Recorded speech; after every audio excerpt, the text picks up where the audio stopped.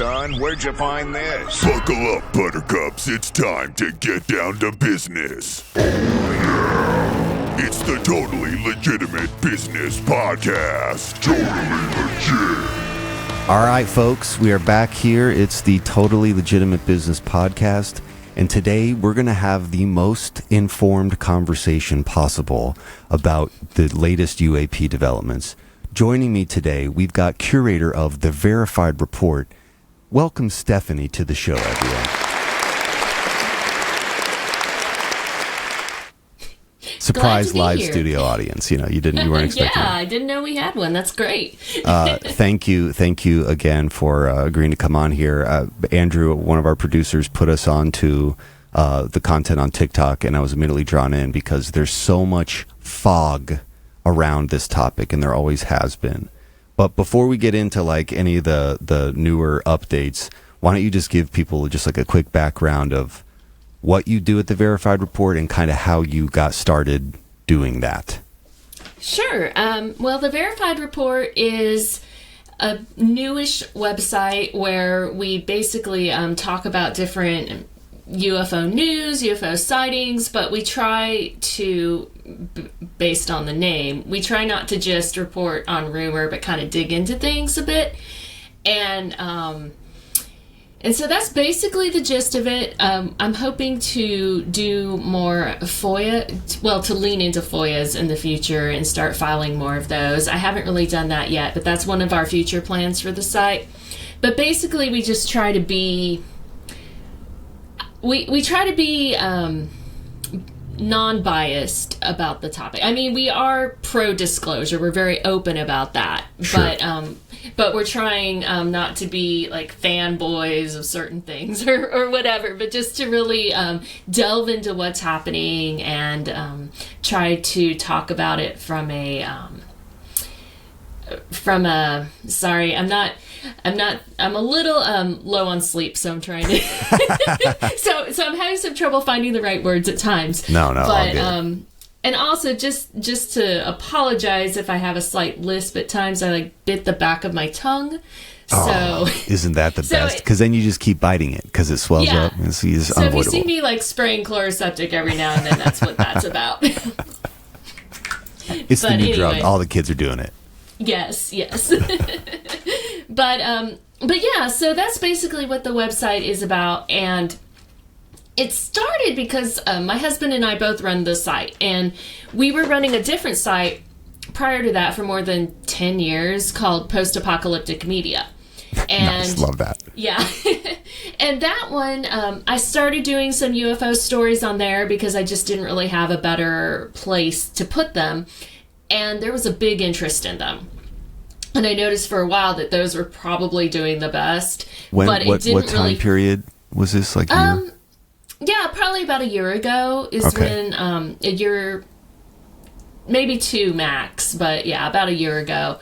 And it didn't really fit with the theme of the website, though, you know? Like, you can't really ask a congressman, can I interview you for post-apocalyptic media about UFOs? You know? Click. Yeah, exactly. They're done. Yeah, exactly. It sounds like you're not really taking it seriously. So we decided to branch off and kind of make this sister website with a more serious tone. And that is, that's basically how the website got started. So I'm kind of interested about post-apocalyptic news. Like, what would you talk about on that website?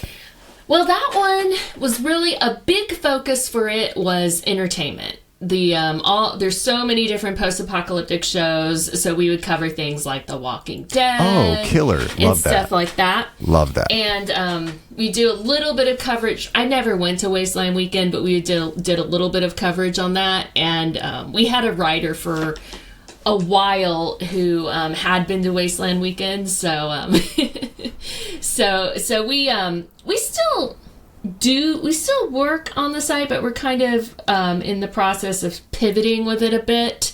So I'm not sure if you heard that Google did this weird update a year ago, and they basically killed like a huge swath of small websites and small publishers. And they had a big meeting with them about a week ago, and said that y'all did nothing wrong, but we don't know how to fix this. So cool. Thanks. So anyway, we were one of the sites who got caught up in that. So we're kind of in the process of pivoting a little bit. We might be moving more into like the video area versus publishing articles as much. But that site had been around for about 10 years. It was a lot of fun. It's been a lot of fun to run. That's awesome. Yeah. So you start posting about alien, UFO, UAP stuff. What were the first, and I guess this is the more important question. When did you get interested in UFOs?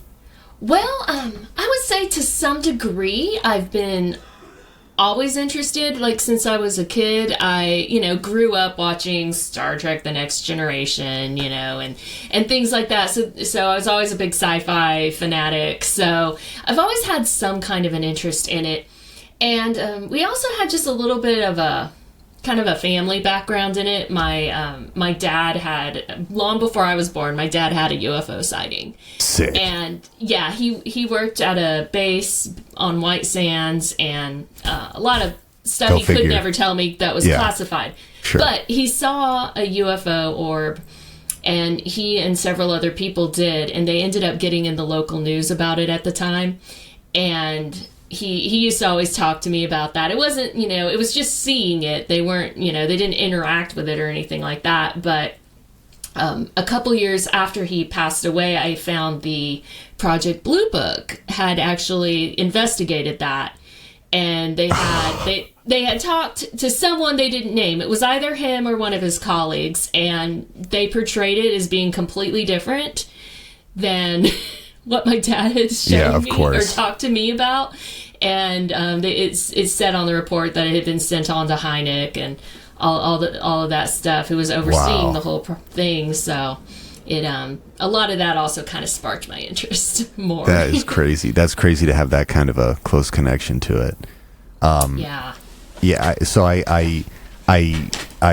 we can go back to post-apocalyptic news. Yeah. You start posting alien stuff. I guess what were your first forays to presenting this idea to people? Was it just like, look at the things that are happening, or were you presenting old cases, like very famous cases? It actually dates back a little bit farther than I remembered. Now that I think about it, we started writing about it in 2017 when the New York Times did that story. The big article, those videos were released. Yeah. And we had a different writer who was posting stuff about it at first. And it was just generating a lot of interest. And so I started leaning into it a little bit more, writing about Skinwalker Ranch a little bit, and because I love that show. And I mean, that story is just nuts. Every aspect of it is so delightfully unhinged. Yeah, I love it. And they're always like shooting, every episode now is shooting rockets. Let's shoot rockets at the UAP. So it's fun.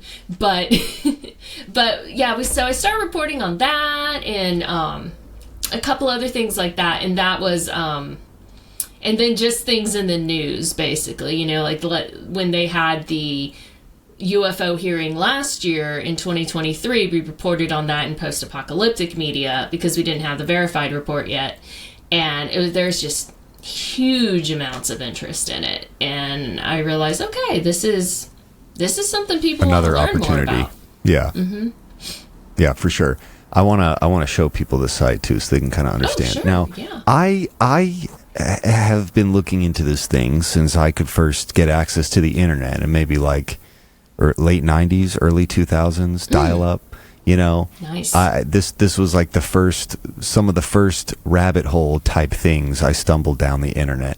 I've come across a lot of unhinged pages, but this is easily the most reasonably presented website on this topic I have ever seen. Like every other site I've gone to, I feel like I'm immediately being tracked by the government. And this one is like, oh, this is actually, they're legitimately presenting this as news, as it should be. Okay, because it's reasonable. It doesn't have to look like a website from 1992 that was written in, a strange person's trailer, and I love it. So, just so that people can kind of visualize it. And, I guess maybe some useful information here, like when you come to reporting and talking about an idea like this, I always appreciate how you kind of take the bird's eye view. You don't really try and the subcultures in this scene are strange. And right now I feel like there's a primary split between the Stephen Greer people and like the Tom DeLonge, Lou Elizondo people. Yeah. And it's getting intense. Like we're talking about fringe stuff here, very, very little of which is totally confirmable, but people still like they pick their side and they're on their team. And so I'm interested in your thoughts on that aspect of the landscape when it comes to like how to even present this idea in a way that doesn't come off as catering to one or the other. Yeah, no, that side of the landscape is a bit of a minefield. And it's even more, like, I noticed, like, on Twitter, there's also these divides between, because I know John Greenwald does some great FOIA information. His website presents a lot of really great FOIA stuff, but he's also very much a skeptic. And so... in a lot of ways, and so there's also a big divide there too, with like people infighting about that. In addition to Greer, you're right, the Greer versus Elizondo infighting is huge. It's basically we just try to be factual as we can be, and not really take sides. It's because I noticed some other reporters will be very much like, I hate this person and I'm going to always talk about how much I hate them, and now I'm going to make memes about how much I hate them. And that's fine, because that probably brings in a lot of viewers engagement very fast. Yeah, sure. Yeah, there's a reason for that, and I get it. But we're just trying to just kind of steer clear of the personality, latching onto a personality type of, like, I'm with this camp and not with this camp. And, one time there were two different people who have presented a lot of good information about UAPs, or interesting information, but they were at odds with each other.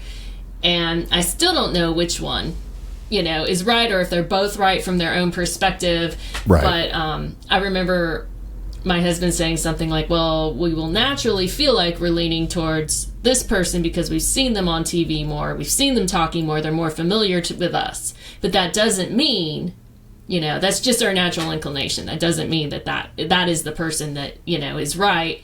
So, I just try to keep things like that in mind, and just try to just look for facts and not, not let my personal biases get in the way too much, although easier said than done. Well, for sure. And I mean, like, the infrastructure that exists to control our thought is pretty great. Like, we're staring at screens all day.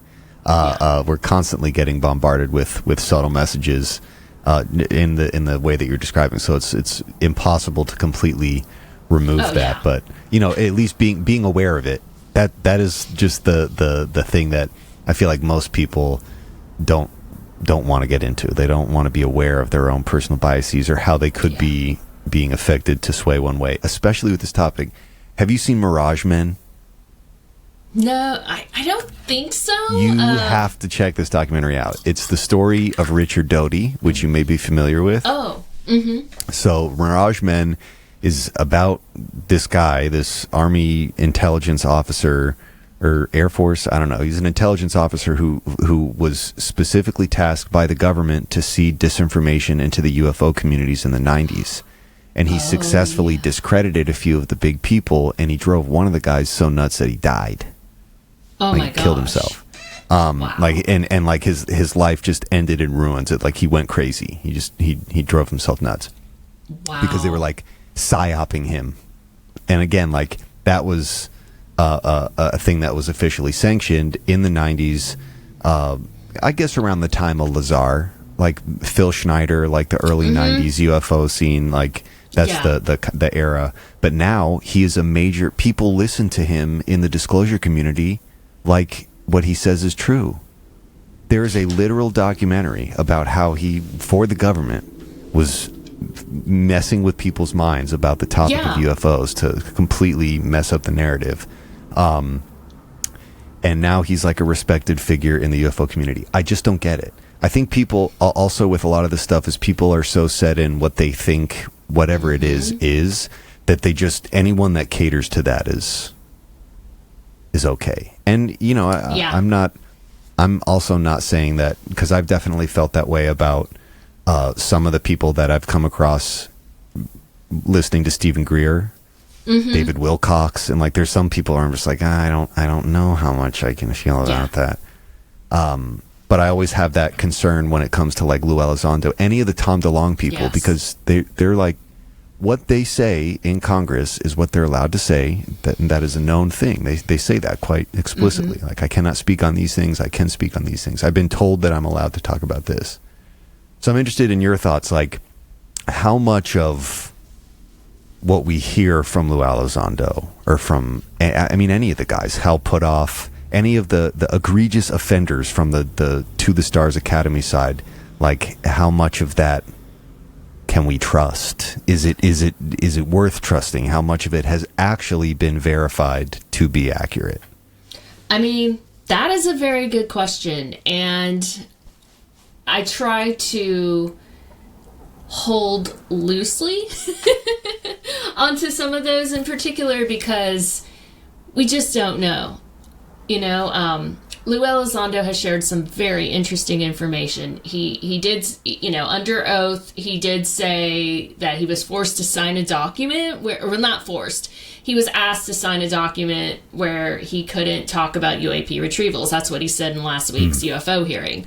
He specifically could not talk about that.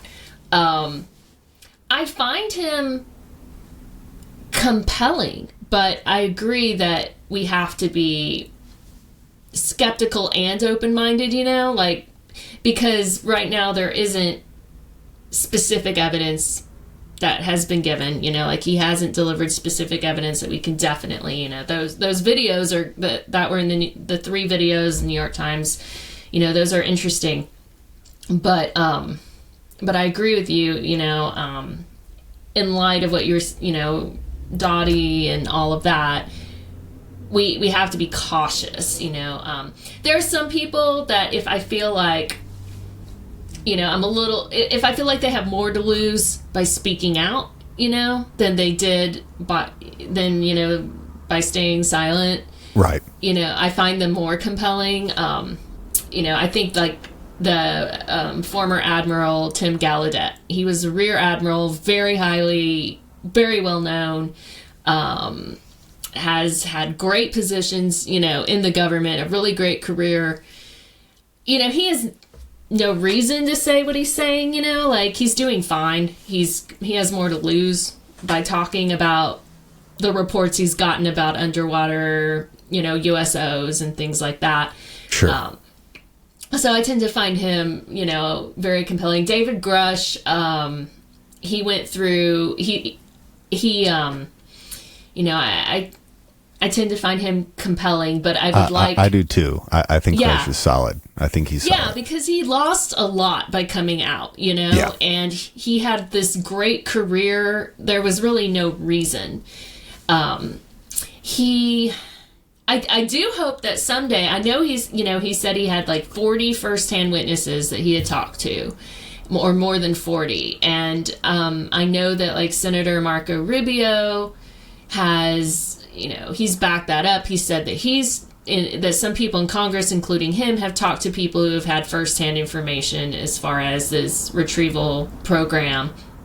And I hope that one of these hearings, that someday will be with some of these firsthand witnesses, you know. I mean, I don't know what type of, you know, hoops they need to jump through to make that happen, but that's kind of my... I was hoping that there would be a surprise one in last week's UFO hearing, you know, like this is one of the firsthand witnesses that Grush talked to, but not yet, I guess. Yeah, I know I was seeing something too where even Stephen Greer was like, he had said he could bring another 20 or 30 and they were like, nah, we don't want them.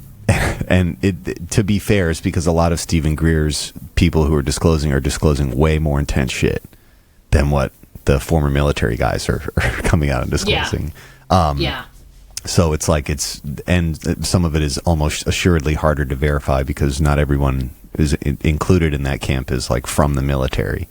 But me too. I was hoping we were going to get at least a few other interesting individuals testifying, but I don't know, like especially when it comes to like when I really start thinking about the interests at play here. It's like the toppity top of aerospace and defense. It's like billions, trillions of dollars. And they're all terrified whatever thing they have set up to, keep exotic technologies at bay.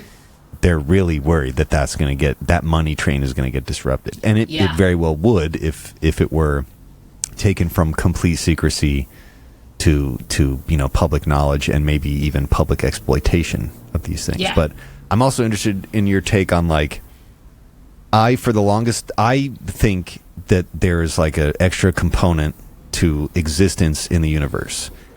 If it's extra dimensional, if they're on another planet, there's life abundant in this void, and we're not the only ones. We're not so special. But the more I learn about just like defense contractors and the even stuff in the past like 10 years that's been declassified from Lockheed or Northrop, there's a part of me that's at least willing to entertain a lot of this could just be some extreme technology that we have. And I'm just interested in what you think, what your thoughts are about that. I think that some of it could be. I think it would be naive of me to say that it couldn't. I do think some of it really probably is, based on some of the evidence that, are in stories. I do think some of it really is legitimately NHI. Yeah. But I do think that some of it could be our own tech. My dad stopped. By the time I was born, my dad was working as a professor in marketing and had left, the work he was doing in classified stuff and that he never spoke about. But a few years before he died in, before 2020, like probably asked him around 2015. I just asked him if some of the, because he worked on like missile defense and things like that. And I asked him if some of the things he worked on were still classified all these years later, because he hadn't worked on anything since probably, I think he left around the mid 60s maybe. And he said that, some of the stuff was still classified all that time later. So, and he wouldn't say anything more than that. But, so I wouldn't be surprised if some of that was, some of it was tech, because there's stuff out there that we can't, there's an author I talk about all the time. You might be familiar with him, Trevor Paglen. He's now like a mixed media artist who does like UFO, black site, classified content. I need to really interesting. Highly recommend checking him out. He has this book. I talk about it all the time, but it's called I Could Tell You, but Then You'd Have to Be Destroyed by Me. And it's a book of military patches that are associated with classified or at that time recently unclassified aerospace. Like every military program has a patch. And he found the guys that worked on the classified aerospace, and he found all their patches. And highly recommend checking it out and thumbing through some of those patches, because I can almost guarantee that some of those patches are involved with like crash retrieval or back engineering. But the point the reason I'm bringing him up is because he's an author who like looked at the black world from the tangible perspective. He uncovered a network of illegal extradition. The CIA was using a front plane company to use millionaires' jets to illegally extradite people to Guantanamo and like all these black prisons all over the world during the War on Terror. But he uncovered it because all that shit has to be logged with FAA. So he just started following call signs and would see private planes landing at military. Like a place a private plane is not going to land. Anyways, the reason I'm bringing all of his whole story up is because he has made me start to look at the negative space. I honestly don't even care about a spacecraft. I want to understand the infrastructure that would exist to have a thing like that. You know what I mean? Like those are that's the tangible stuff that maybe we can find some knowledge on. Like in the past 10 years with, you were saying your dad's, the stuff that he was working on missiles is classified. It's probably still classified because nuclear secrets are heavily, there's shit. Yeah. There's physics from the 50s that is classified that that cannot be talked about. Yep. And that's, again, there's like, we've got serious documentation of that now through FOIA requests. Now that a lot of these people are dead, like now that all the people who were involved with them at certain points, we're seeing stuff from the 50s and 60s because all those people are now dead. Mm-hmm. And a lot of that stuff is still classified. The UFO stuff is for sure classified in the atomic stuff, again, which we found from FOIA requests. And I really feel like that a lot of the answers to this will be able to be found. Because, I mean, I don't know. I'm sure you have gone into granular detail on all the stuff that has come forward. But just learning some of the classification stuff of nuclear and seeing that in the same context with UFOs, some of those documents that have come out in the past 5 years, to me, that's the proof. Like, that's the real shit right there. It's not necessarily seeing a craft. But I'm wondering, like, of those documents, what do you think on the periphery is the thing that, like, really points to this is actually happening, and it was known about 70, 80 years ago? Oh man, like specific documents. Well, it doesn't have to be like a specific document, but a cache of declassification or FOIA stuff that emerged that to you is like, oh, this is a real big indicator. Yeah.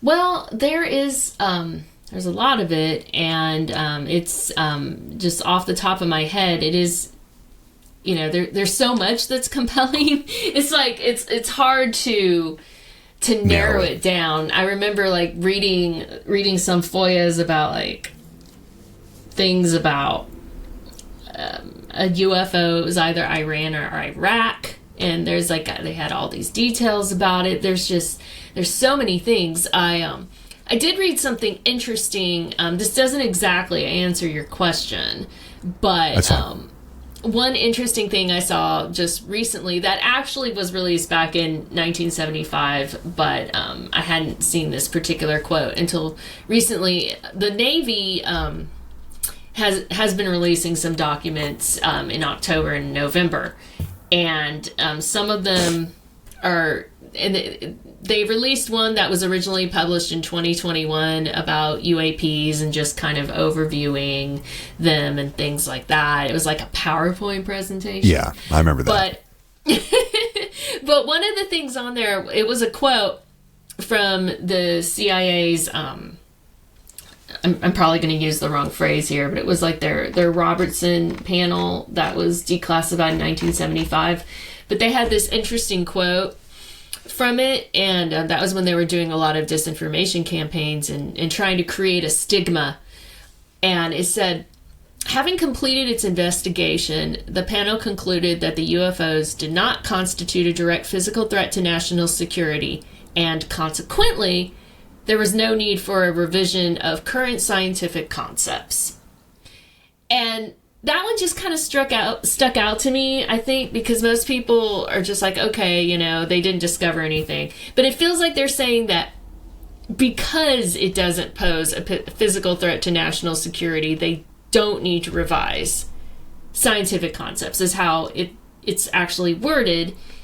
And it just makes you wonder, like, what are they saying exactly? A lawyer drafted that. 100, that's 100%, that's how you have to interpret a lot of these documents. It's like a lawyer is specifically using words in a specific order to create, wiggle room or flexibility in whatever they're trying to do.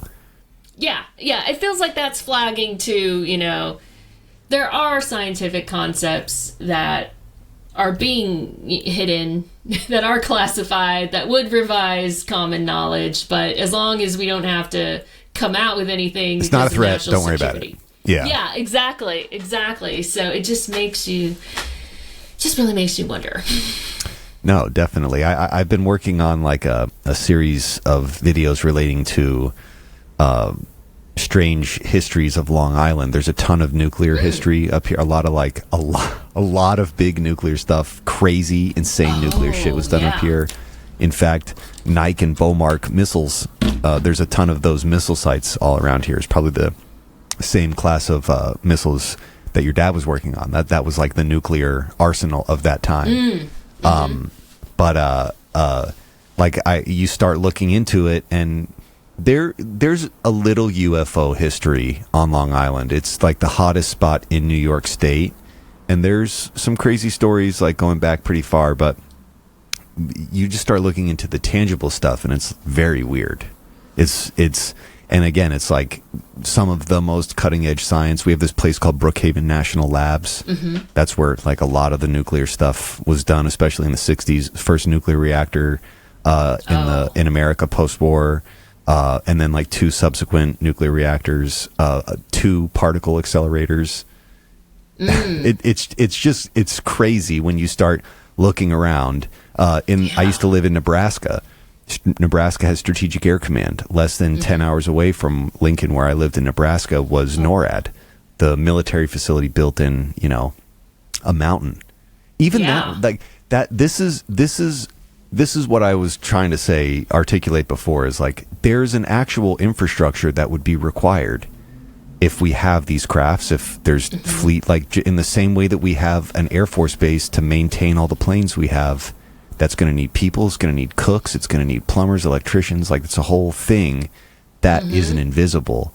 And considering we can build bunkers inside mountains and nobody has any idea that we did that, who knows what the landscape could really be. And sometimes I feel like we're just like living on top of this highly advanced breakaway situation. Yeah. I get it. I do really feel like we're going to see some clarity here, but I don't think it's going to be in the way that anyone really. I don't think it's going to be at a congressional hearing. I think that's just like the real. We already know this. Like the real meat's going to happen in a skiff. Yeah. Like the real good stuff is going to be talked about in the skiff. But let's we've kind of laid that out. Let's kind of get into the latest UAP hearings. So. What are your thoughts as a whole, and what do you think are like the biggest revelations from this thing that will lead us, if we're talking about the snail's pace of government, what do you think are the big things from this one that will carry over and then some into future hearings? Yeah, no, absolutely. I did try to write down some points about things that happened that I thought were particularly interesting, and did also want to just throw out there that apparently they just announced it yesterday, apparently, that this afternoon they're doing, the Senate is having a hearing with Arrow. Oh, interesting. Okay. And part of it's going to be public, but I think from what I'm hearing, it's just going to be debunking a few things. Yeah. So, the only things they ever publish are things they can debunk. The grand display. Yeah, right. Yeah. Exactly. But in that, although there was, they did have a hearing, and I'm skipping, I'll go back to the UAP hearing here in a second, but just while I'm thinking about Arrow, the new director did say something interesting in a hearing the day after. They had a press conference, I guess, the day after the UAP hearing last week, and the director said that, the vast majority of the stuff was going to be prosaic, basically, and that there was like 3% that was truly anomalous. And of course, they always do we haven't found any connection to extraterrestrials. Yeah. But he did say something interesting. He said, there are interesting cases. This is a quote from him. He said, there are interesting cases that I, with my physics and engineering background and time in the IC, I do not understand. He said, so I thought that was interesting. He said and he was talking about how some of them have happened over an extended time period and maybe ongoing, but he doesn't currently have permission to talk about it. Yeah, right. How deliberately vague. Thanks. So vague, right? So vague. But I feel like just Arrow admitting at all that any are anomalous. Yeah. that they're anomalous, that they cannot understand them, that they're particularly interesting. Oh, that's a lot more than we got from Kirkpatrick. Well, yeah, I was going to say it's way better than Sean. Yeah. Our buddy Sean. Yeah, it's weird how he like did the circuit after he stepped down of just, you know, the anti-UAP circuit. That was odd. I mean, yes, it sure seems like theater. And like when you consider the people involved, and like again, the organization, the institution of government, it knows how to sell an idea. It knows how to sway our opinions on things. It's been doing it for a long time. So that to me was just like, I'll still watch it. I still want to hear what he has to say. But I think that's a safe assumption. This is just for show. Yep.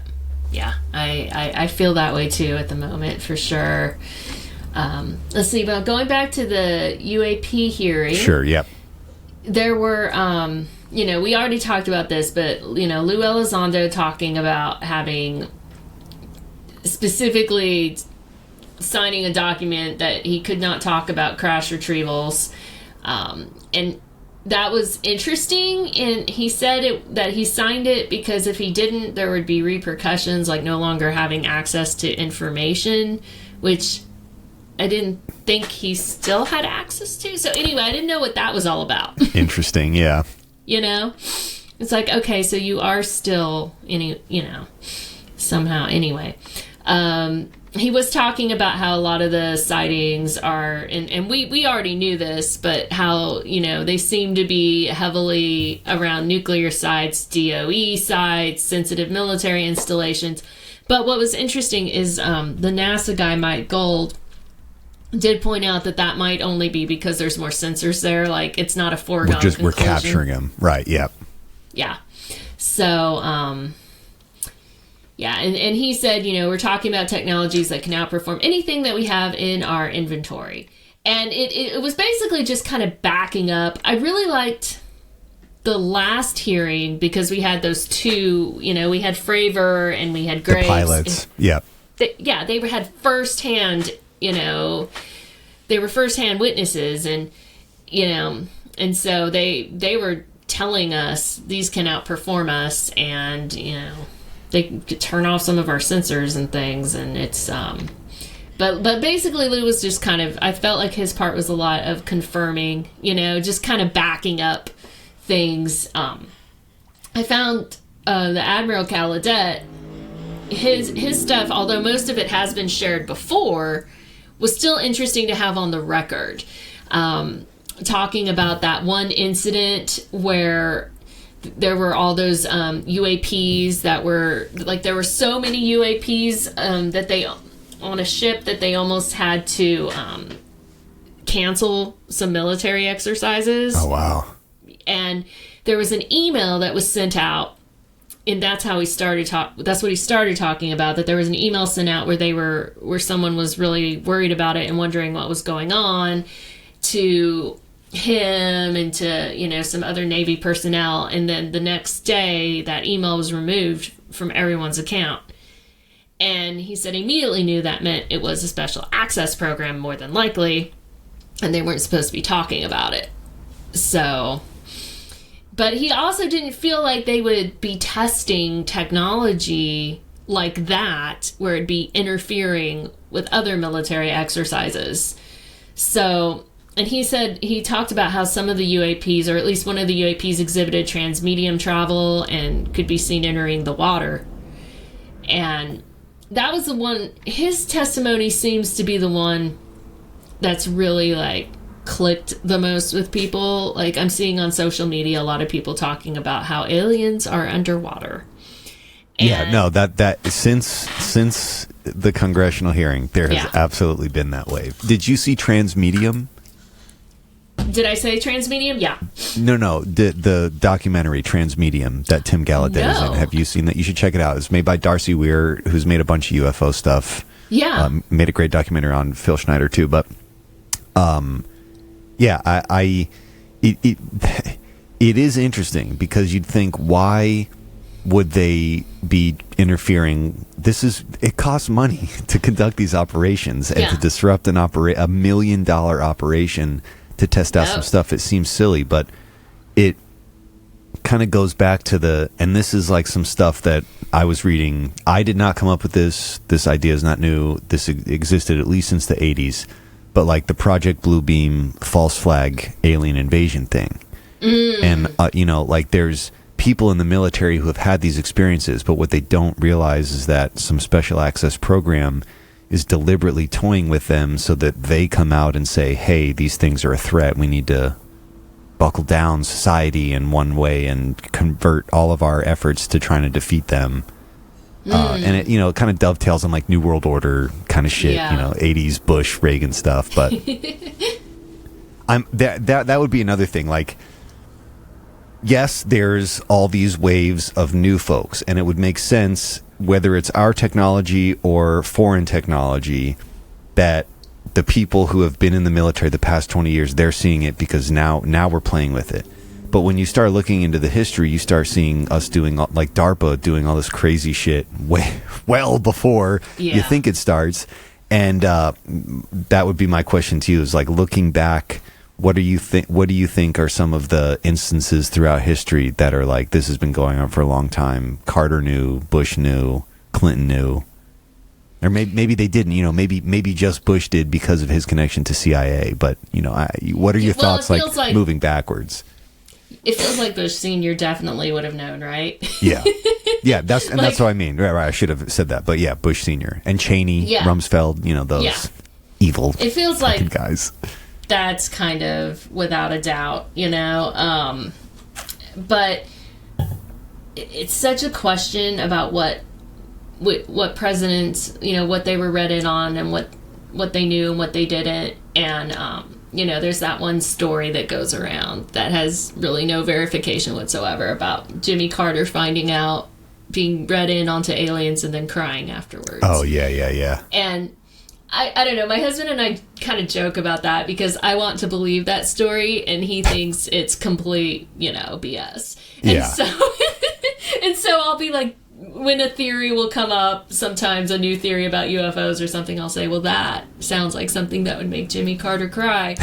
And he just like rolls his eyes. That is hilarious. But that's my gauge right there. Would this make him cry? I don't know. Would it make him cry? Yeah. But I do think, even going back to Roswell, right? Some of the people involved with it, the guy, I guess, who was in the photo with the foil that they claimed was not a piece, and he later on came out and said that was a plant, and so I think at least as far back as that. And I've heard stories from people who maybe in the 60s encountered orbs or things that kind of match what we're talking about now that they're still seeing. So I definitely think it's been going on for a very long time. I mean, I can't remember the year. Was it in the 1950s when there was that one flyover incident over D.C.? Oh, yeah, I think so. And they had the big press conference about it even. Like, that was crazy. 1952, yep. 1952. Yeah, that was really interesting. And, the fact that things like that are now just kind of, that nobody, only people who really study it, like you and I, like, even know that happened, but that should be a bigger deal. Well, so much of this should, and again, like, I've been kicked out of so many parties for wanting to talk about aliens. That's why it's like one of the reasons I started a podcast. But it's been interesting to watch people kind of like get involved and aware of it in just like the past couple years. And I can understand, like, it's taken me 20 years of looking into this stuff to even now being able to like contextualize what we're seeing and form an opinion on it. I could only imagine what it would be like if you just started entertaining this idea 3 years ago. There's just so much, and especially now today, it's like evolving so fast. Yeah. It'd be very overwhelming. I think. It's a lot. I understand why most people are like, I don't care. I can't. Yeah. I can't afford to care right now. Yeah. But I think and we... Go on. Go ahead. No, go ahead. Oh, I was just going to say, just in line with what you just said, like, Derek and I have debated before, what impact would disclosure have on society? And it kind of depends on what the disclosure is, right? Because even when I post videos about stuff, people are like, well, I still have to go to work. I still have to pay my bills. And, a lot of people are struggling right now to even do that. So, depending on what kind of disclosure is given, they may not even care. Have time to think about it much. Yeah, because when you're struggling to survive every day, you can only give so much thought to other things. Aliens are cool and all, but I need to eat for sure. My house needs warmth, Yeah, exactly. So it's I don't know. I don't know what disclosure even would look like. If, like you were saying, it probably won't come from a hearing, and as much as I would like to, well, even, and now we're so divided that I was thinking about this the other day. If a president came out and made a statement, if it was Biden, I don't think the conservatives would believe him. And if it was Trump, I don't think the liberals would believe him. Yes, that is right. What you're saying. Yeah. I don't even know how, It's the era of falsehood. Nothing is true. There is no truth. Mm-hmm. And, maybe there's a part of that that's like, maybe that's by design. Maybe that's deliberately out there to make us so busy quabbling over whatever that we're not looking up in the sky and seeing these crazy things that are happening. Absolutely. I mean, that I agree with you. I think that the government has created this, not believing anything. And there's a really good book, and I cannot remember the name of it off the top of my head. It's spooky in it, but there was this guy who talks about these disinformation campaigns, but more from corporations, going against other corporations. Corporate espionage kind of stuff. Yeah. Yes, corporate espionage. And he goes into detail about it and just talking about, they'll even feed, which we see in the UFO community too, but they'll feed misinformation so that, this corporation will share it, and then they'll end up being wrong, and they'll look bad, and no one will trust them again. And, it's like a known tactic. Tried and true tactic. Mm-hmm. And I'm sure there's a lot of that. Well, for sure. I mean, we know in the past couple of years, it is a fact, like China and Russia are doing that to us. Yeah. And it would be silly to assume that we are not doing it to other people. It would also be silly to assume that it wasn't being done to us by our government to keep us at bay or keep us in whatever emotional state they need to keep us in for continuation. Mm-hmm. Like a lot of money, a lot of effort has been put into researching that stuff. And honestly, some of the most unhinged PSYOP programs are associated with that's how I become familiar with the idea of a PSYOP, is just reading all these instances where guys, they would meet someone from the military. The person from the military would give them actual unidentified shit, but then also some purely fake stuff, and it would, destroy their entire reputation. And, much less trying to be like a actual scientist, like, Gary Nolan has the luxury of being able to be out openly saying, hey, I'm looking into this stuff, and like, here's what these anomalies that I'm finding. Yep. But that wasn't until, American Cosmic. You know what I mean? Like, that really wasn't that long ago. Have you read American Cosmic? Are you familiar with Diana Walsh Pasulka? I am familiar with her, but I don't think I've read that specifically. So that book is interesting, and it kind of goes back to what we were talking about at the beginning. Is like she's a religious studies professor, and she looks at the UFO phenomenon like a religion, and she sees like the practices being established and like ceremonial things that people do, and definitely like the groupthink stuff that we were talking about, as the UFO subculture as a whole like fractures into these different sects. It's just a religion. So she kind of looks at it from that perspective. And that's interesting now that we know there's people within the military who also are looking at it from like some religious. They're not thinking it's aliens. They're thinking it's God. They're God and angels. You know what I mean? Like that's been another big portion of the conversation. But yeah, the trans. It was kind of strange. I wasn't expecting the whole UFO conversation to go that way, but and it's like, again, it's like big important people within the military who would be, you know, stereotypical hyper conservative military folks. They're not looking at it as aliens. They're looking at it as some religious experience. We're seeing Jesus come again. Yeah, I mean, I remember as a teenager having a pastor saying, if aliens ever present themselves, they're just demons, you know, and just this foregone conclusion. I'm like, really? I mean, come on. It's amazing. So, yeah, you just gotta that love thought it. process. It's been going on for a while, I guess. Yeah, it's like, come on, guys. So I'm also interested too. I want to kind of go back to the whole transmedium aspect. Like how much of it do you think is going on underwater? I mean, based on what Gallaudet, Admiral Gallaudet is saying, it seems like there's quite a bit, right? It seems pretty compelling. It would make sense with, you know, so many of these sightings being over the ocean. I think there's quite a bit. I mean, I saw this, I was just watching one of the episodes in George Knapp's new Netflix documentary that came out right before the hearing.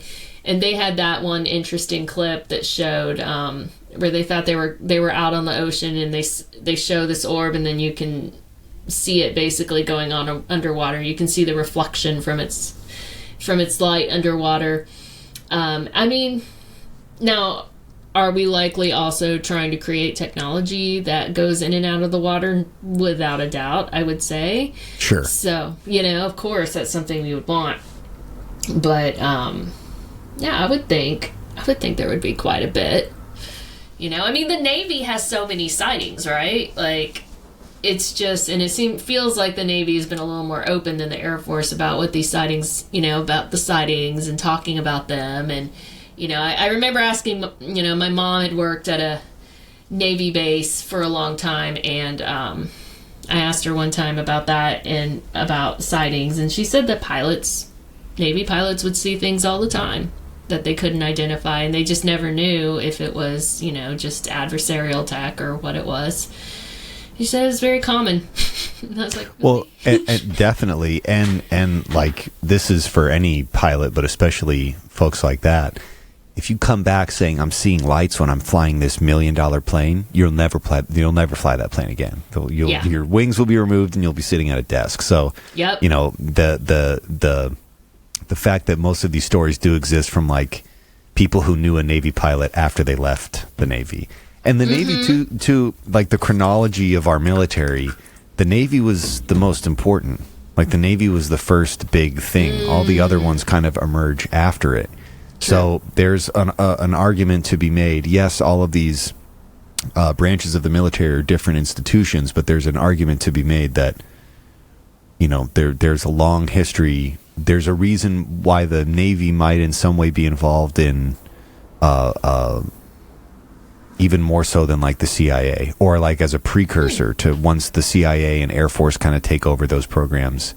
I'm also interested, now that we're talking about the Navy, it reminds me of that video that is now, I saw this video again on Kazaa. I downloaded it in the early 2000s, and it was like an alien getting interviewed in a dark room.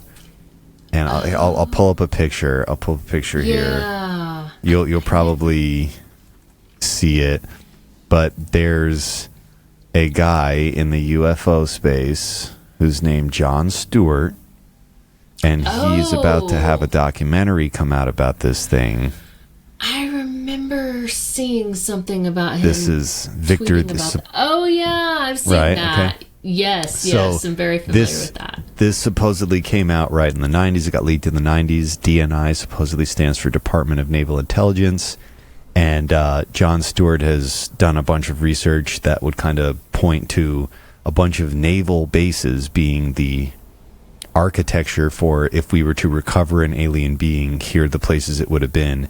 And they all would have been, shocker, isolated island Navy bases or submarine type bases, like where there'd be heavy security and like geographical isolation all around.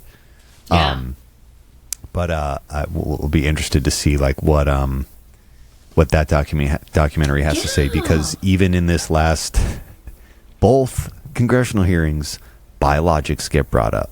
Like, Yes. it is, that was clearly people were interested in that, and that has continued. And do you think, like, in your opinion, if we get more of these congressional hearings, do you think that will be an even bigger thing? I am shocked that they said that in Congress. The other stuff didn't shock me, but them actually talking about on official record, televised to the public, that was like, holy shit, here we go. Yeah. No, I do feel like there will be more. I mean, you know, the that whole UAP Disclosure Act that Schumer has been pushing for a couple of years now, where we got like a partial version of it passed in Congress last year. I mean, part of it includes eminent domain over technologies and biologics. You know, that's in there too. So, well, and it's included for a reason. Yep. So I do think more about that is going to be coming out. Absolutely. What do you think the scope of when they say biologics, what do you think that means? Oh gosh. There's so many interpretations, right? Like, that's what I'm saying. What is your opinion on that? I don't know if I don't really have a strong leaning one way or the other, but I do find, just all the theories compelling. They range from actual bodies, which, to the idea of organics being implemented in a ship somehow, I feel like it could be any of the above. It's, there's just not enough out there for me to really, have a strong feeling one way or the other, but I feel like any of it would be absolutely fascinating if it was ever admitted to. Yeah, the fact that they keep bringing that up and they're saying that, and like serious people in Congress are like going back, what do you mean? What do you mean biologics? What does that mean? Like that to me is like, it's pretty crazy. And this is another scenario where, so we're looking at like, what would they be doing with aliens? Mm-hmm. But if we zoom out and look at other stuff that especially the intelligence community is doing, I think we maybe get a deeper understanding of what is going on there. I am of the mind that there's a layer to reality that is like above whatever layer humans are operating on, that these beings interact with. It's not that humans can't interact with it. We just haven't evolved to that point yet, or the technology that constitutes us inside our bodies is not as advanced. But what I mean by that is, when I look at all the other related, seemingly unrelated mind control and like consciousness stuff, especially in the past 10 years with all the stuff that's been declassified from the CIA, I can't help but think the reason they're looking into remote viewing and astral projection and opening stargates in your mind and classifying all these books from all these people who are talking about shifting your consciousness, Hemisync, Monroe Institute, Stanford Research Institute, Hal Puthoff, Russell Targ, all of that to me is like, in a compartmentalized way, figuring out how to communicate with the biologics. That it just becomes more and more obvious to me that the reason that they focus so much on like extrasensory perception or the extra layer of reality stuff, it's so that they can effectively communicate or like interact with something that is not a human. No, I think that is a fair theory. I really do. I mean, I'm sure you've listened to like some of Robert Bigelow's interviews, because he was the former owner of Skinwalker Ranch, and he's talked about before, like he had this one weird interview where he kind of was like, well, there are multiple reasons he sold it, and one of the reasons was because like they didn't have a plan of what to do if they got an invitation. Like, what does that mean? And, now he's running like a consciousness type of focused institute after, having been in the aerospace industry for so long, working with top secret government programs and tons of contracts. Yeah, it just really makes you feel like there's got to be something, right? I mean, what led him from one to the other? Well, and it's he's a good example because he's like super public, but you start digging into a lot of those guys, and like the science guys that just started doing the mind stuff, like the Hal Puthoffs and Russell Targs, they start out from the science perspective, but ultimately now they're talking about UFO shit. I mean, Russell Targ not so much, but Hal Puthoff definitely. And he got looped into a lot of that stuff after he had done or was concurrently doing all that research. That to me is like that we're witnessing the infrastructure. But if you're just looking at alien stuff, you're not necessarily looking over here at what they're doing, and the logistics, the details is always in the logistics. Like how are they physically doing this? And the base thing has been crazy because like in the past couple years watching all the UFO stuff come out, I've learned about so many massive military installations that I had no idea existed, and they had been there since the 50s or the 40s. I don't know what my question there is. Maybe the question is like of the known architecture that exists, like the actual infrastructure, what do you think is the most fascinating? Where do you think this stuff is going on? I mean, I don't know. I don't have a theory on where it is, but I do like what you said about like the islands and the military infrastructure that's set up. And it would be easier, in some ways, to keep something hidden on one of those. Super isolated.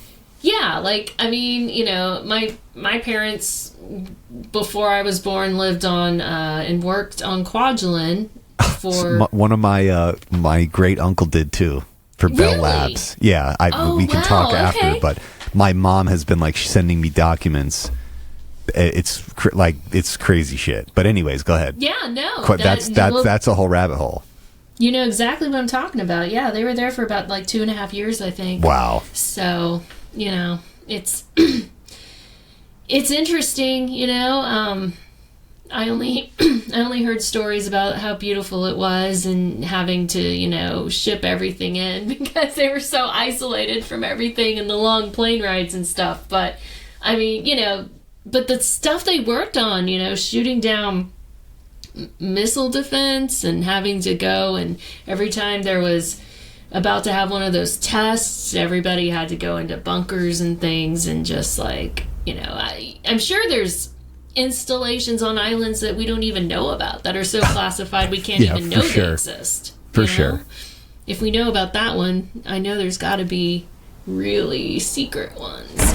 So I think that would be a really easy place to, something like that would be a very easy place to hide tech, and you could definitely like have really easy security and protect it and things. Yeah, I mean, so who's gonna attack you that you can't see coming from 100 miles away? Exactly.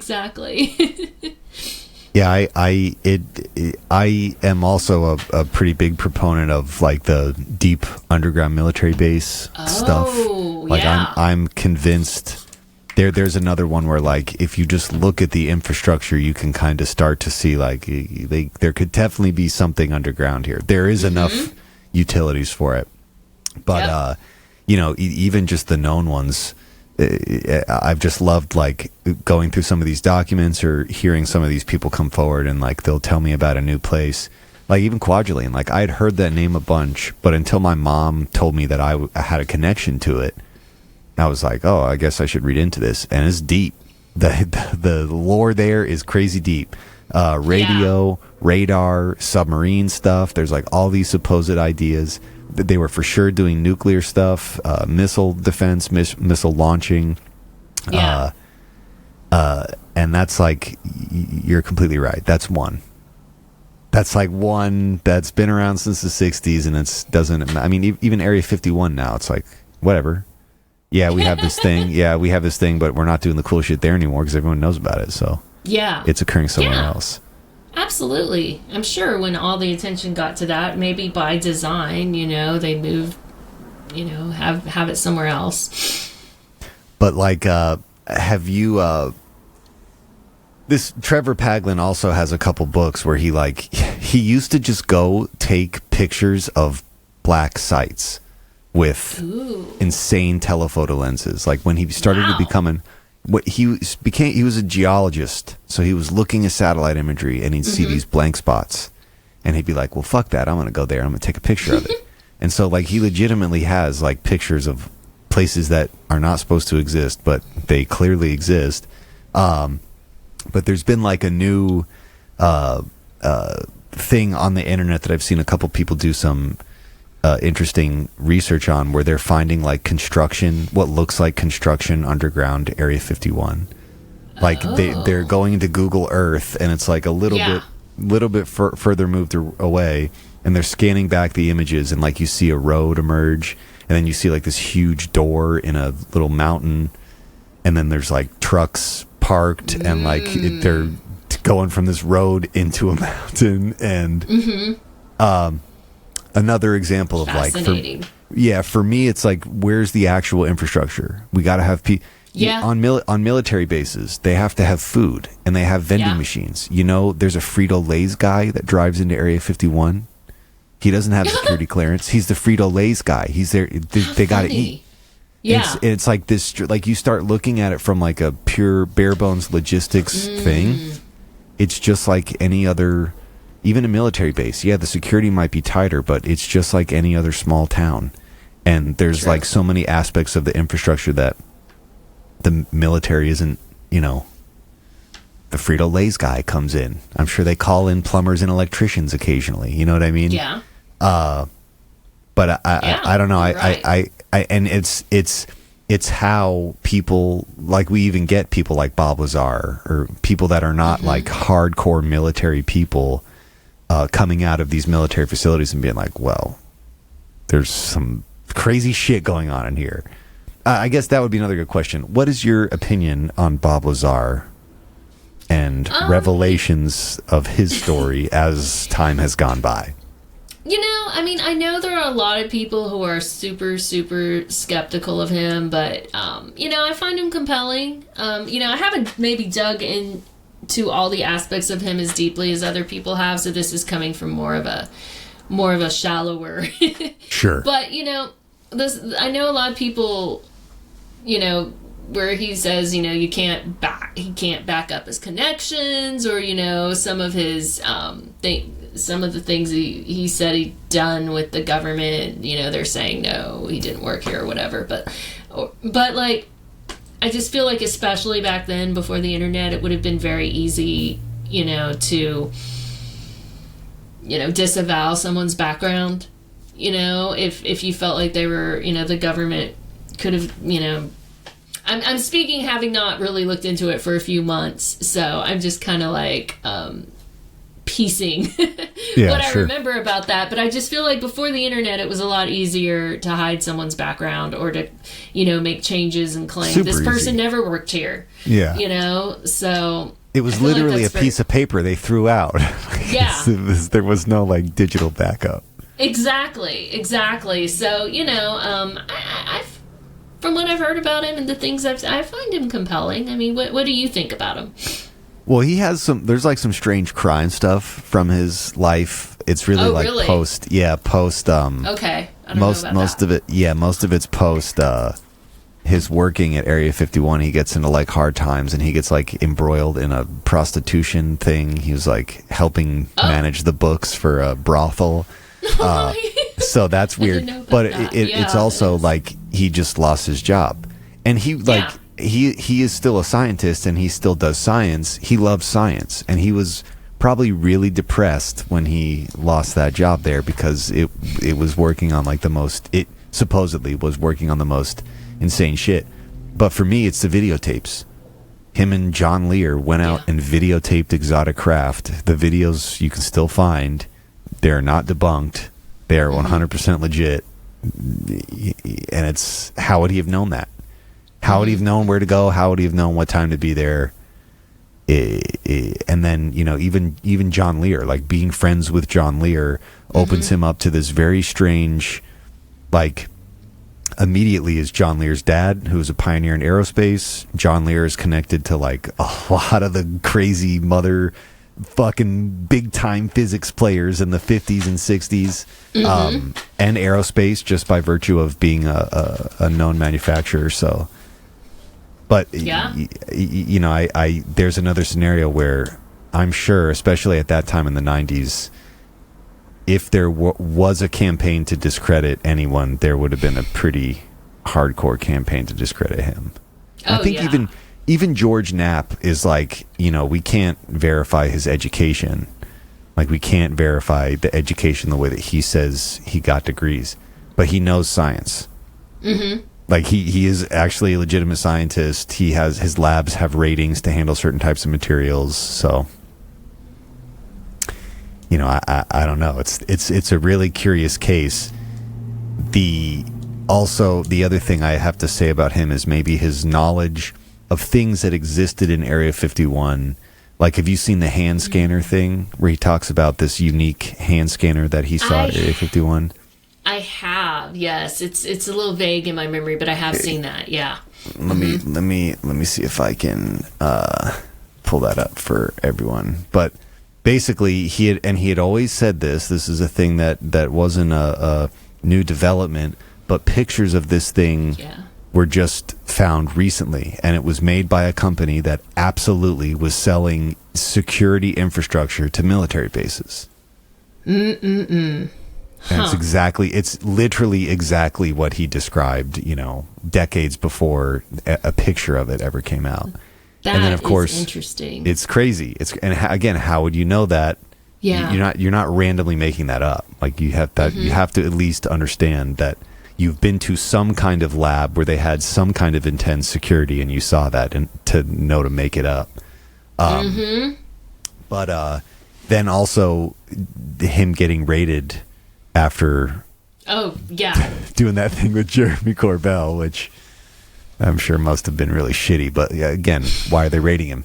Yeah, right? If there's nothing to it, why do you care? Yeah, it's so true. I'm not saying like he isn't an eccentric individual, because he is for sure eccentric, but yes, I'm inclined to believe a lot of I don't know. A lot of it seems, I hear you. I feel like kind of a lot of it does seem pretty reasonable, and as time goes by, more comes out. Right? Yeah, exactly. It's probably going to be one of those who's going to be like proven more and more over time, and we're going to look back and be like, oh my gosh, you know. What did you think about in the UAP hearing last week about Schellenberger and the Immaculate Constellation document? You know, I thought it was really funny that because they didn't include Jeremy Corbell's cover letter, there were people that were like, they left out a page. They said it was 12 in the report, and it's only 11. They left out a page. And later they were just like, no, it was just a cover letter. It has nothing to do with the content of Immaculate Constellation. But I still really don't know what to make of it, other than here's another government program name that I'm sure it has existed and maybe even was referenced in FOIA-able stuff, but no one knew to look for it, so no one would find anything about it. But I don't know. It's hard to even read summaries of things when the source material is so heavily redacted. Yeah. You know, that's my perspective on it. But what are your thoughts? When did you first become aware of it? And, you know, because I know it's been out for a little bit, but the official report is just recent. No, I mean, I feel similarly to you. I first became aware of it when Schellenberger published about it on his Substack public. And I'm not a subscriber, so I couldn't see the details of what he wrote or anything. But that's you felt the wave. That there was a wave of content. Yeah, exactly. Like I was seeing people's reactions to it and people talking about it and everything. And like if the stuff in it is true, it's super compelling, right? Like it's super interesting, like the UAPs boxing in an F-22 and things like that. And some of it certainly seems like likely. Like, I mean, we already know we have some high resolution imagery and videos that's not released. I mean, even from the UFO shoot downs in February 2023, the government has admitted to having videos that they're not releasing because it's been taken from tech taken with tech that's classified. So, I totally believe some of the things in there. But I'm also like you where, I mean, I just don't know. The sources of the document, the source who wrote the document or whatever is anonymous. And, Schellenberger said he confirmed it with a couple other sources who are also anonymous. Can we get one? Can we get one name? Can we get an acronym? Yeah. Something. Just, Yeah, exactly. And he wouldn't even say, like, he wouldn't even confirm in the hearing. He wasn't comfortable confirming if they were former or current DOD officials, just that they had been government employees at some point. Yeah. So, I would really, I mean, I know it's probably asking a lot, but, one of the firsthand sources of that, knowing who they were, could give you a better idea. It's just when it's all anonymous, it's so hard. There's literally no anchor point. Yeah. Mm-hmm. That makes me think too of the I don't know if you're familiar with Ashton Forbes and his theory on MH 730, like the because there's another scenario where people said it wasn't real, but then he's kind of shown that we do have technological systems that exist that can do what the video shows, at least in terms of capturing video, like SPIRS, the satellite imagery system. But I'm interested in your take on that, because that, to me, there's another example of, like, could be some tech that we have, could be some alien shit, but this, we just, like, get these simple glances by anonymous video uploaders. Yeah. That's how this shit has been for like 30 years, at least the time that I've been, alive and watching it. But I'm interested in your take on that. No, I find it interesting, but I'm also skeptical. Is basically how I boil down to that. It's been a while since I looked into it, but I do know that there was something that came out where people thought that they found stock footage from like way back that like matched what part of that video, which made it feel more suspect. The plasma ring or something.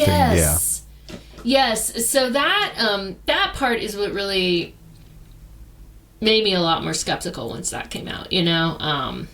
So after that, I stopped really looking into it very much because that felt compelling. Yeah. So I just, but if this Immaculate Constellation document ended up being confirmed as real with UAPs boxing in an F-22, maybe I would have to reassess my thoughts, but at the moment I kind of stopped looking into it once that bit of information came out. But what did you think about that? Did you find that compelling? He is a strange guy.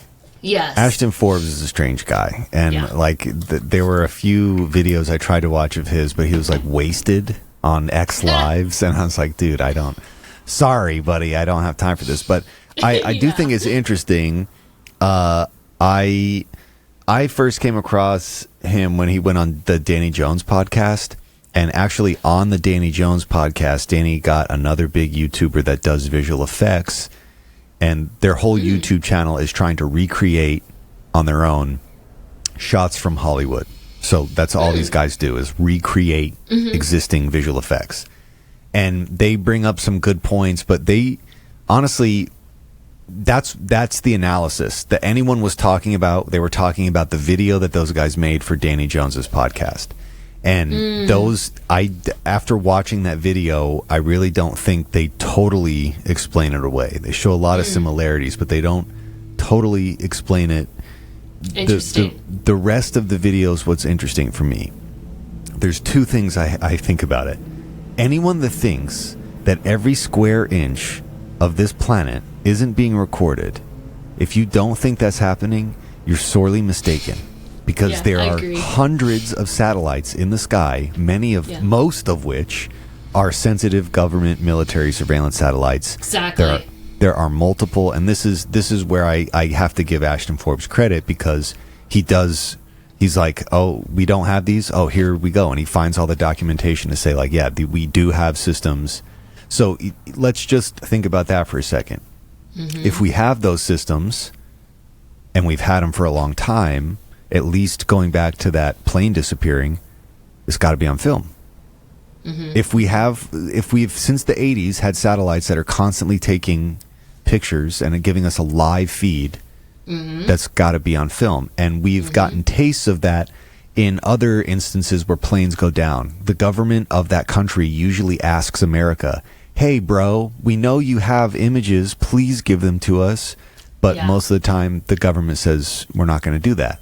Because then they would have to reveal that they have to confirm that they have the surveillance technology. Yep. So there's another one. It's like this stupid snake eating its own tail, where it's like, I can't necessarily. The messenger is who he is. What he's saying is already kind of fringe, and it touches on things that are kind of true or confirmable. But then there's like a whole other portion of it that's like cannot be confirmed. And I really don't like people who just start getting a little bit carried away with like what I don't know if I'm sold on porthole technology. I don't know if I'm sold on that yet. I don't know if us humans having midair deployable porthole technology. I don't know if I'm sold on it. Yeah. I understand we have some crazy stuff, but that's just, it's a little over the hill for me. A little out there, right? Yeah. Well, I just need to see a little more. I need to see a little more tangible science. But, again, if we're talking about this kind of science, a lot of the stuff is going to be so heavily classified that, we won't find out about it. But yeah, I'm hopeful, because a lot of these old guys are dying. They're dying, and it's a gentleman's agreement in the government. You don't do that to someone while they're still alive. If they want to remain anonymous and they're associated with all this stuff, and this is like, especially in the intelligence community, it's like a known thing. When everyone who was involved in that is dead, we can release these files. But while they're still alive, we can't, because people might burn their house down. Like, literally, they might get chased down the street.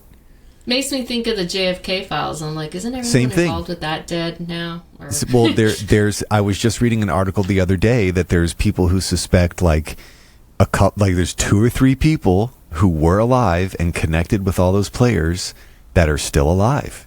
And until those 3 people die, the bulk of this stuff won't get declassified, because somebody might burn their house down. Interesting. And regardless of how nefarious the true scope of that is, ultimately the government is the one who's keeping that information secret. So again, not saying that the government killed JFK, even though they probably did. Excuse me, even though they probably did. They probably almost certainly did. But I mean, it's something that both Biden and Trump decided to keep classified. Like, they both agreed on this one, so okay, that's interesting. Yeah, no, that's it's a really great point. And I think it's also too something to be skeptical when everyone talks about, like, oh, Trump's going to come in and he's going to declassify all this stuff. It's like, no, I don't think he is. I think he's telling you that because he wants you to think that, but as history will show us, they're probably not going to. And again, it's not even to say that it's like Trump or Biden's call. It could be happening on a pay grade well above theirs. That's a good point. I mean, Trump said in one interview that, like, very good people asked him not to declassify it last time, and so he decided not to. Cool. He's like, okay, I won't. I mean, that was his explanation. I'm like, okay. After campaigning on that and like 2 other things exclusively. We're going to see all the JFK files. Yeah, it's just like, okay, never mind. Yeah, it is pretty comical, but you know, they're dying. There's not a lot of people left from that era, you know. Yeah. And who knows what's going to become okay. It's also too, like, I feel like I can't tell if it's that the world is getting crazier or if it's like they're using the world getting crazier to declassify a lot of this stuff, but I feel so much stuff in the past 10 years that got declassified, especially relating to like Stargate, MK Ultra, like all the things that were more theorized on for a long time. They're getting declassified now, but I can't help but think maybe that's just like distract us over here with some shiny object and then declassify all these things, but then why declassify them? I don't know. Yeah. It's just so confusing to me. I can't make sense of it. Yeah, no, I mean, I agree with you. It's I guess, you know, there's a lot going on right now, so I guess maybe it won't get as much attention, which they're right about. Yeah, no, they know that. Yeah. It's true. And just to let you know, I think I only have about 15 minutes left. So no, perfect. I was just going to ask how long you had to go, but that's great. So we'll do a last question here, and then we'll wrap up. The last question I have for you is, what are you most hopeful about in future hearings? What like ideal utopian scenario? They'll talk about what you want to hear. What do you want to hear? What do you think serves the people the most? Yeah, no, I would want to get some people that we haven't been hearing about before, people who haven't been in the space, who haven't been speaking for whatever reason, and but who have had some sort of first-hand interactions, whether, you know, with the UAP retrieval program, maybe some of the people that David Gresh interviewed who had first-hand knowledge of what's going on. I would like to hear from some of these people. Obviously, you know, like the ideal would be someone who has worked on a UFO or seen an actual biologic, but I would really like to see, these people who have first-hand accounts, who they've been kind of the foundation of some of the information that has been coming out. But I would like to see some of these people testify, names we haven't heard of before. You know, I was really hoping for a surprise person in the last one, and I think that would be a really big step forward for us. Yeah, I would agree, and you're totally right. It would have to be a name that we haven't heard before, because those are the people who would be doing this stuff. People we haven't heard before. Yeah, I don't know. It's exciting. We're about to enter a very strange situation here in the United States, so we'll see how the next couple of years pan out. But it is still pretty exciting with relation to all this stuff, and to finally just be able to have these conversations and not have it be so fringe, or like, you know, regardless of what the government's saying, they're talking about it on TV. So citizens are now like, oh, okay, I guess we can talk about this topic. Yeah. I don't know. To me, like, if they're trying to create more of a stigma, they're actually kind of destigmatizing it in a way. That's true. Maybe that's part of to avoid the shock on everyone. Maybe that's part of the play. You know, it started with Independence Day, but now we're here.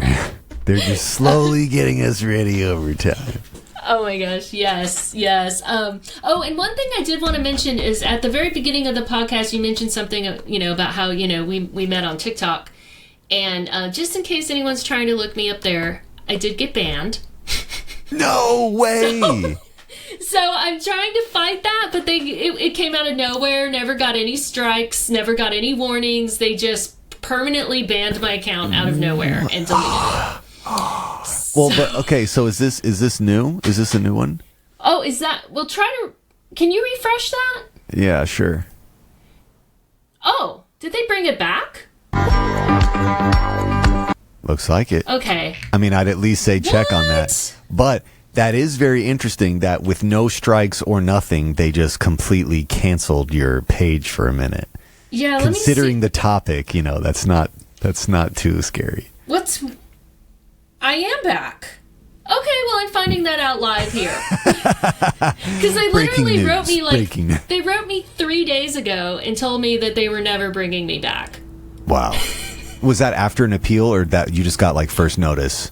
I appealed them multiple times and sent them multiple messages, and their last message to me said they were never bringing me back, but and they didn't say why. But now I'm back. Well, thank you for informing me. Yeah, no worries. And to everyone who's watching and listening, these links will be in the description. But also, while we're doing this, just in case they shut it down again, we're also going to put people onto your YouTube page. Yes, and that one's new, the website.